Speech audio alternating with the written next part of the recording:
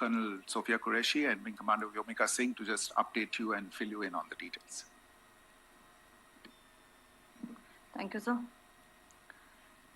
Operation Sindoor पर 7 मई 2025 को हुई प्रेस कॉन्फ्रेंस के दौरान भारत ने अपनी प्रतिक्रिया को केंद्रित, संतुलित और गैर उत्तेजक बताया था।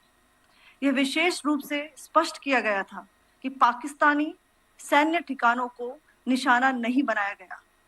साथ ही दोहराया गया कि भारत में किसी भी सैन्य लक्ष्य पर हमले का उचित जवाब दिया जाएगा।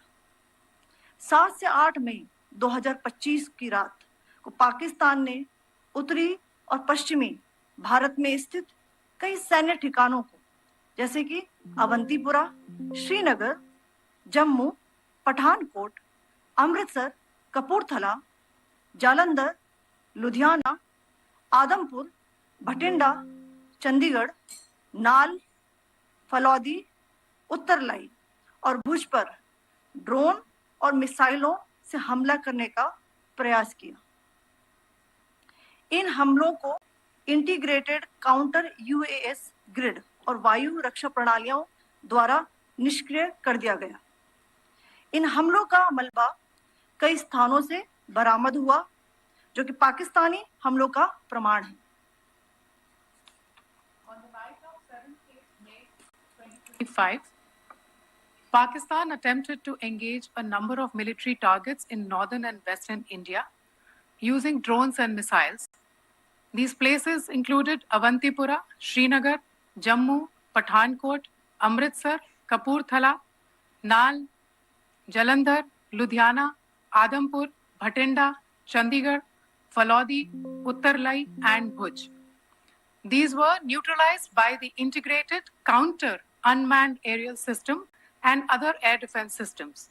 The debris of these attacks is now being recovered from a number of locations that prove the Pakistani attacks. आज सुबह भारतीय सशस्त्र बलों ने पाकिस्तान के कई स्थानों पर वायु रक्षा रडार और प्रणालियों को निशाना बनाया। भारत की प्रतिक्रिया समान क्षेत्र में समान तीव्रता के साथ की गई। यह विश्वसनीय रूप से ज्ञात हुआ कि लाहौर में स्थित एक वायु रक्षा प्रणाली को निष्क्रिय कर दिया गया। Today morning, Indian Armed Forces targeted air defense radars and systems at a number of locations in Pakistan. Indian response has been in the same domain with the same intensity as Pakistan. It has been reliably learnt that an air defense system at Lahore has been neutralized. Pakistan ने नियंत्रण रेखा पर आकरण गोलीबारी की तीव्रता बढ़ा दी है, जिसमें कुपवाड़ा, बारामूला, उरी, पुंछ, मेंढर और राजौरी क्षेत्रों में मोर्टार और भारी तोपखाने का इस्तेमाल किया जा रहा है।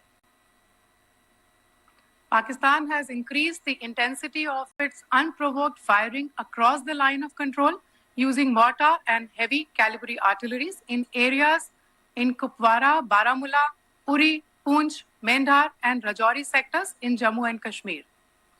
16 innocent lives have been lost, including 3 women and 5 children, due to the Pakistani firing.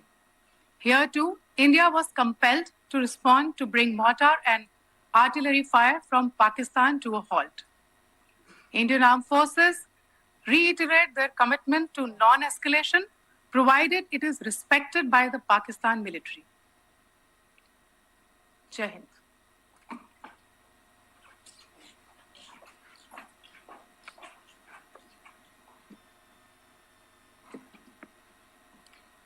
Thank you. Friends, this is, as I said, further to the briefing that was provided yesterday and some of the updates that have been just provided by Colonel Qureshi and Wing Commander Singh. I thought that we would just put some of the aspects related to the events that started on 22nd April with the barbaric terror attack in Pahalgam, into further context, because there is a certain amount of commentary that has happened with regard to the events since then.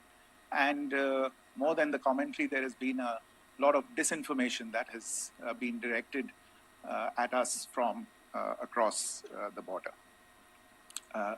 So a few things that I would like you to keep in mind. First of all, there is mention on all sides of escalation. I think the first point that you have to keep in mind is the attack of 22nd April in Pahalgam is the original escalation. ये जो सिलसिला है जो हम देख रहे हैं आज की घटनाओं को लेके, ये 22 अप्रैल के पहलगाम के हमले से शुरू हुआ है. एस्केलेशन वहां पे हुआ है और उस एस्केलेशन का जवाब भारतीय सेना ने, भारतीय फौज ने कल अपने एक्शन से दिया है. Secondly, I want to invite your attention to the involvement of the group calling itself the Resistance Front in these attacks. I pointed this out yesterday that this is a group that is a known front for the well-known Pakistan-based terrorist organization, Lashkar-e-Taiba. The group has been reported earlier. I mentioned to you about the Indian authorities providing information to the UN 1267 Sanctions Monitoring Committee. And in fact, we are going to be meeting with the team again very soon, and we will be providing an update to the information that we have provided earlier. But what is interesting, दिलचस्प बात यह है कि संयुक्त राष्ट्र की सुरक्षा समिति में जब पहलगाम के हमले को लेके एक प्रेस वक्तव्य जारी करने की बात चल रही थी, तो आप सोचिए किस देश ने टीआरएफ का, द रेजिस्टेंस फ्रंट का उसमें मेंशन किया जाना, उसको अपोज किया, पाकिस्तान ने. This was after the fact that the TRF claimed responsibility for this attack not once but twice, within a few hours after the incident on the 22nd of April, and then again on the morning of 23rd April. And it is perhaps only after the full gravity of the incident was realized by its masters and handlers across the border that it was managed to back off from this claim. Obviously, that retraction doesn't convince anybody. तीसरी चीज जो मैं आपसे कहना चाह रहा था, और कर्नल कुरैशी और विंग कमांडर सिंह ने कल भी बड़े स्पष्ट शब्दों में और आज भी आपसे ये बात साझा की है. जो भारतीय रिस्पॉन्स है वो नॉन एस्केलेटरी है, प्रिसाइज है, सटीक है, मेजर्ड है और कंसिडर्ड है. Our intention has not been to escalate matters. We are only responding to the original escalation, as I said, and our response has been targeted, precise, controlled and measured. Only no military targets have been selected. Only terrorist infrastructure in Pakistan has been hit. Now, there are, as I said, a number of issues that have been raised in commentaries, and there's a lot of, as I said, unfounded disinformation and fabrication that has come from across the border. And I would just like to use this opportunity to set the record straight on some of these issues. The first of these is Pakistan trying to wash its hands off any and all involvement with terrorism. I think the Pakistani information minister said there are no terrorists in Pakistan. And I think he was challenged on that in the television program that he was appearing on. But Even if I partially repeat myself from yesterday, I think Pakistan's reputation as the epicenter of global terrorism is rooted in a number of instances where concrete evidence is available, not just to India, but to governments and authorities and agencies around the world. There are several terrorist attacks around the world where Pakistani fingerprints have been found. I don't need to belabor the point with regard to this audience about where Osama bin Laden was found and who called him a martyr. Pakistan has also for decades pursued cross-border terrorism into India with impunity. And as I said yesterday also, in order to deliberately mislead the international community, they claimed that the terrorist Sajid Mir was dead. They came under pressure, and Sajid Mir was then brought back to life, arrested, and is now apparently in Pakistani custody. Pakistan is also home to a very large number of UN proscribed as well as UN proscribed terrorists, as well as terrorists proscribed by a number of other governments in the world, including, of course, the Lashkar-e-Taiba and the Jaish-e-Mohammed, as well as their leaders, Masood Azhar and Hafiz Mohammed Saeed. आपने देखा होगा हाल ही में पिछले ही कुछ दिनों में पाकिस्तान के रक्षा मंत्री और उनके पूर्व विदेश मंत्री दोनों ने इस बात को माना है कि पाकिस्तान का ऐसे ग्रुप्स के साथ जो रिश्ता है वो क्या रहा है. Both the defense minister and the former foreign minister of Pakistan, I think they've done a more eloquent job of this than I could ever do in terms of describing their country's implication in international terrorism and their involvement in housing these kinds of groups. दूसरा जो विषय है वो है पाकिस्तान का जो एक दावा है कि एक इंटरनेशनल impartial investigation होना चाहिए, एक joint investigative committee होनी चाहिए. These calls for jointly investigating this heinous and barbaric attack in Pahalgam. Again, I think you know the history well on this. You know the track record well, and it is not a bright track record insofar as Pakistan is concerned.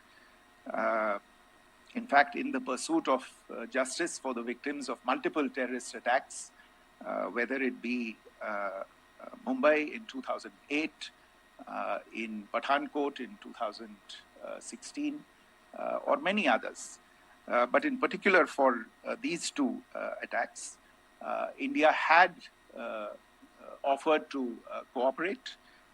India provided forensic evidence and urged Pakistan to bring the perpetrators of these attacks to justice. We, in particular with regard to the Mumbai attacks of 2008, where a Pakistani Lashkar-e-Taiba terrorist was captured alive, India provided extensive information and evidence related to the involvement of Pakistani terrorists in this attack. Cases were registered, but you are all aware that these cases have not progressed despite the formation of judicial teams, etc. And Pakistan has consistently stonewalled all efforts to move the investigation along. In fact, with regard to the Pathankot attack as well, a joint investigative team was formed. We gave access, unprecedented access, I should say, to Pakistani team to the site of the attack. Details of call records data and DNA, etc. were shared with Pakistan. We had shared with them details related that we had been able to access to the addresses of terrorists. We presented evidence against the office bearers of Jaish-e-Mohammed who had conspired in the attack and the handlers of the terrorists who facilitated them and guided them in. But there has been no movement on this. So in all of this, I think the experience has not been positive, and it certainly doesn't give us the confidence now to take at face value Pakistani assertions of wishing to participate in a joint investigation. These are just delaying tactics. These are just stonewalling tactics. And in fact, there is reason to believe that Pakistan uses the evidence that we provide only to cover its tracks and, in fact, defend the terrorists who we are looking for and obstruct the path of investigation. A third point that I wanted to address was the claim that only civilians were killed in the strikes on the 7th of May. We have made the point very clearly that all attacks on the morning of 7th May were against carefully selected terrorist infrastructure, terrorist targets. It is not clear to us, in fact, seeing some of the coverage of the after effects of these strikes, including the funerals for the terrorists that were held yesterday. I think a lot of you have seen the reports and the coverage on media.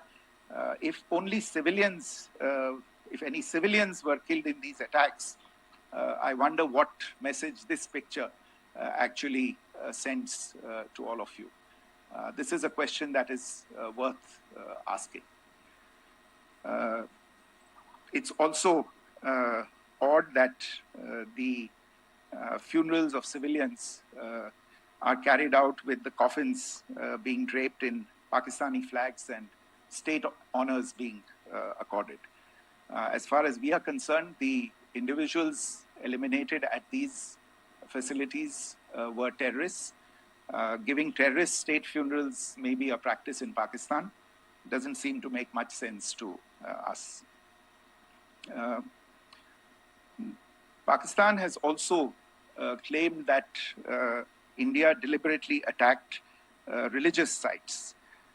This is completely false again. I have made it clear that the targets were terrorist infrastructure, terrorist facilities, and locations connected clearly with incidents of cross-border terrorism into India.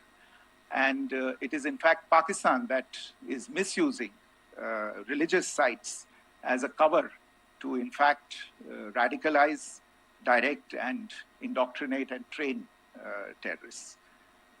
In fact, contrary to what Pakistan is claiming, yesterday Pakistan launched a targeted attack on the Sikh community in the state of Jammu and Kashmir, hitting Gurdwara in Poonch and the homes of Sikh community members, which came under attack. And we know that at least 3 individuals were killed in that particular attack. Pakistan is also making attempts to, in fact, just to add to this point, the retaliatory action that Pakistan has taken, in fact, is impacting civilians. I showed you the picture of the Gurdwara and the Sikh community members who were killed in this. There are other civilians also who've been killed and injured in these attacks. In fact, since yesterday morning, a total of 16 civilians have been killed and 59 others have been injured in the attacks by Pakistan. Not only this, Pakistan is also making attempts in as part of its disinformation campaign, to paint our action with regard to cross-border terrorism through the communal angle. If that is the issue, then I think I can do no better than to cite or point you in the direction of the Pakistan Army Chief's speech of 16 April 2025. I think that is the last word in communal rhetoric. And in the Pahalgam attack itself, you are aware of the kind of religious profiling that was done there. And perhaps there is a linkage between these two events. I can only say that these nefarious designs will not be allowed to succeed in India. And it is to be noted that people from all faiths, all religions, all regions in India have unequivocally, not just in India but around the world, have condemned these attacks. The Pakistani claims of now responding to India's strikes of the 7th of May. As I said right at the outset, it is India which is responding. The original escalation was by Pakistan on the 22nd of April. We are the ones who are responding to that escalation with the action that was taken yesterday morning. And again, I would like to emphasize that the action was restrained. It was directed towards non-civilian, non-military targets and confined to terrorist camps. And again, as we have been saying since yesterday, any further action by Pakistan, some of which we are seeing today, is nothing but escalation by Pakistan now, once again, and will be responded to and is being responded to appropriately. One point that I wanted to also address was the allegations to the targeting of a dam, the Neelam Jhelum project in Pakistan-occupied Kashmir. I want to say that this is an absolute and complete fabrication and a blatant lie. India has targeted only and only terrorist infrastructure, and the details of that terrorist infrastructure, together with the locations, were shared with you yesterday by Colonel Qureshi and Wing Commander Singh.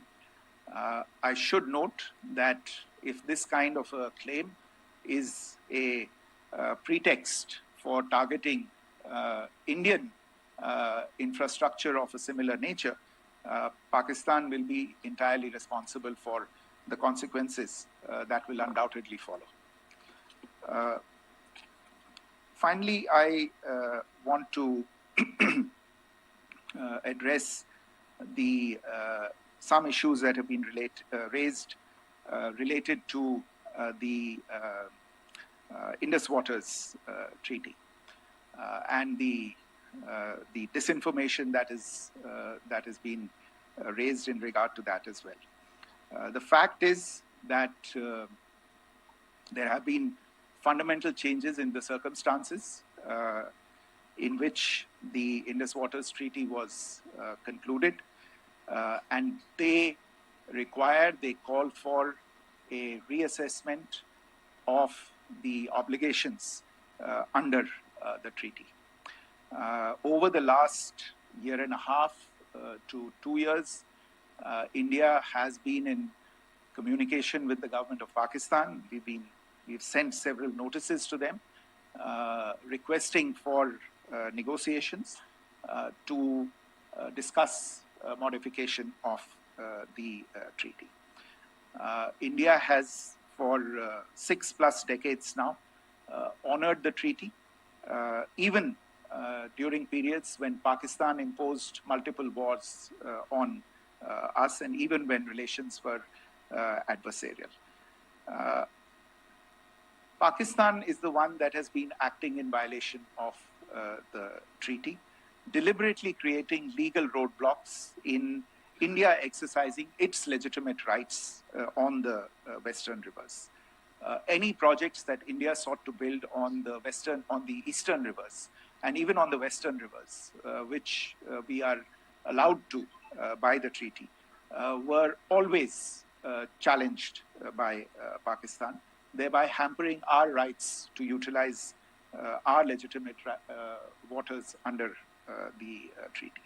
In fact, if you see the preamble of the treaty itself states that the treaty was concluded in a spirit of goodwill and friendship. Mark those words, concluded in a spirit of goodwill and friendship.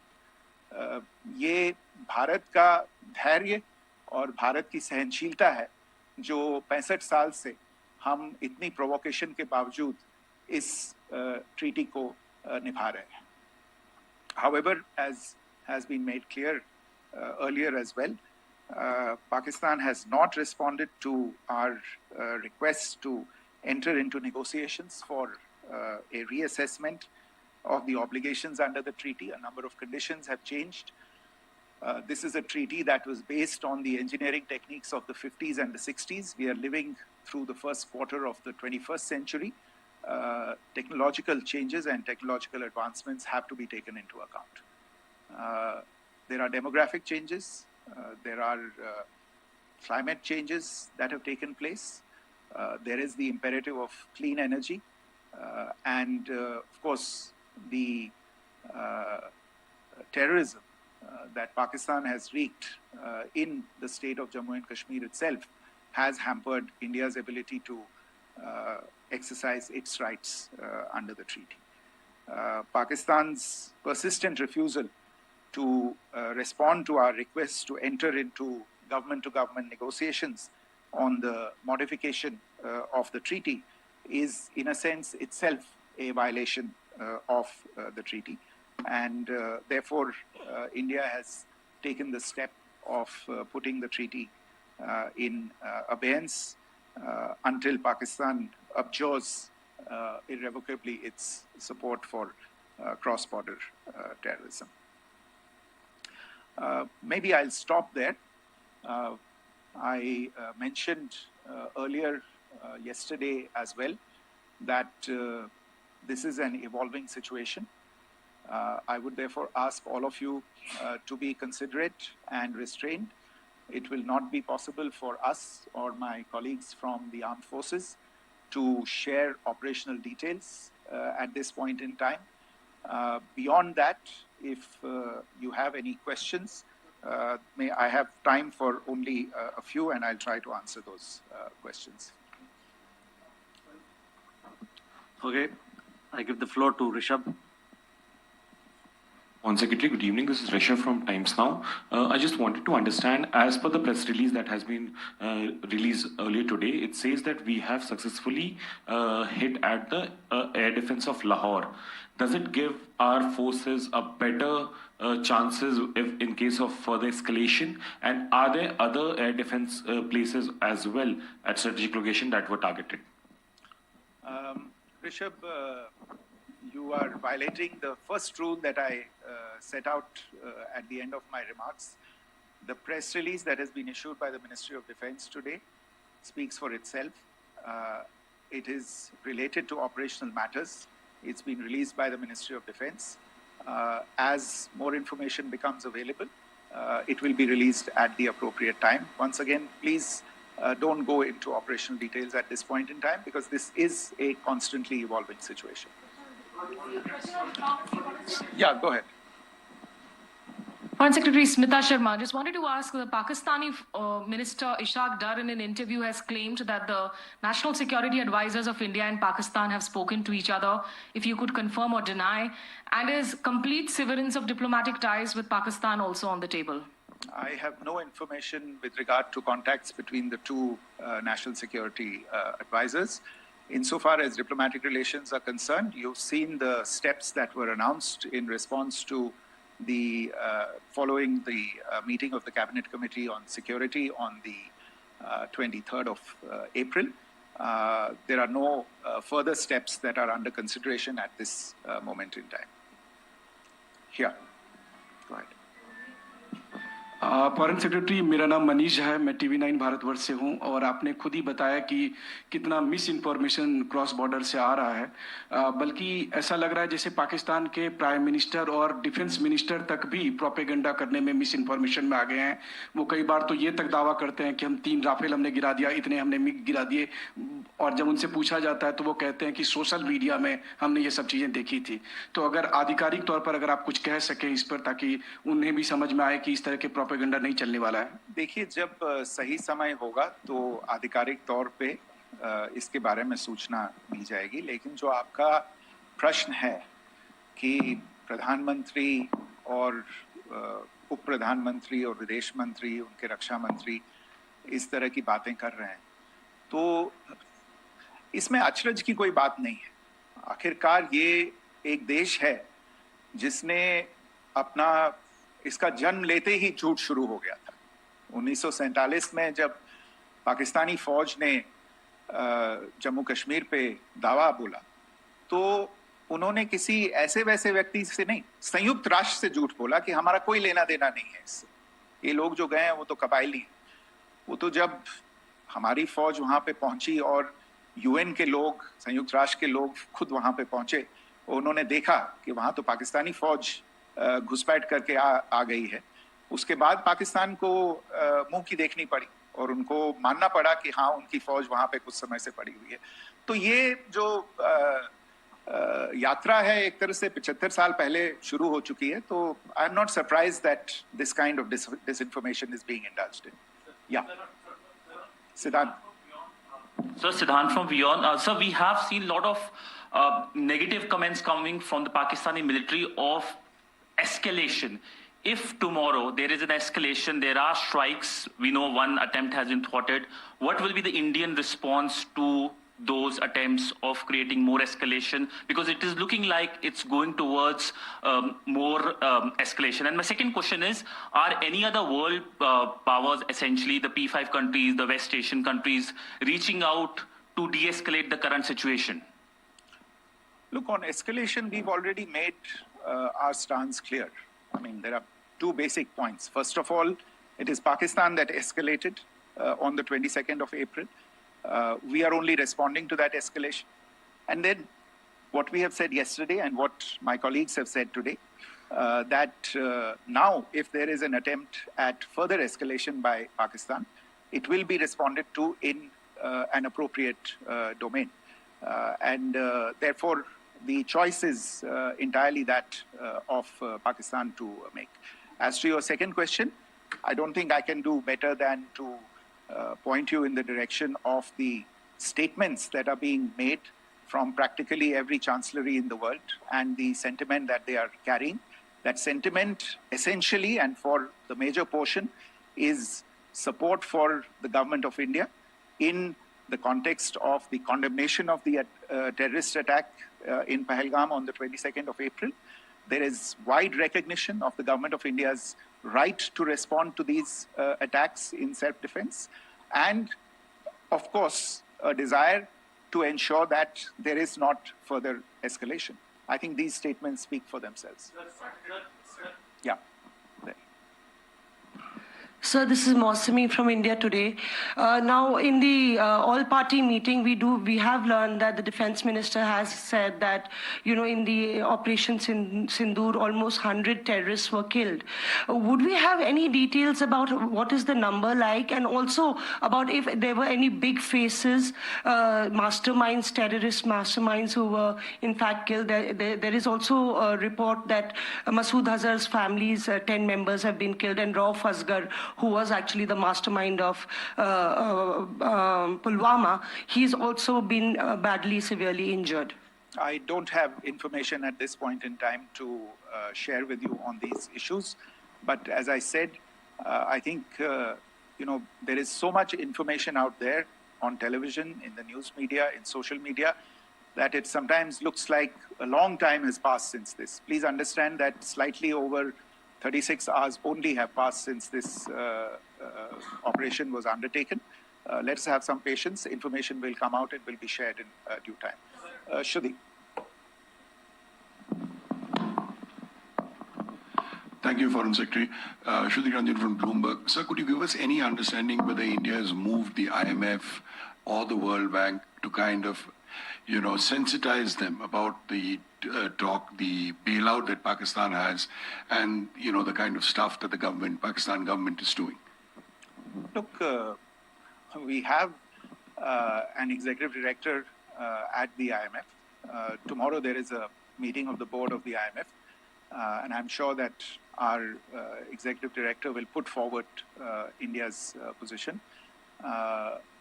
The decisions of the board are a different matter.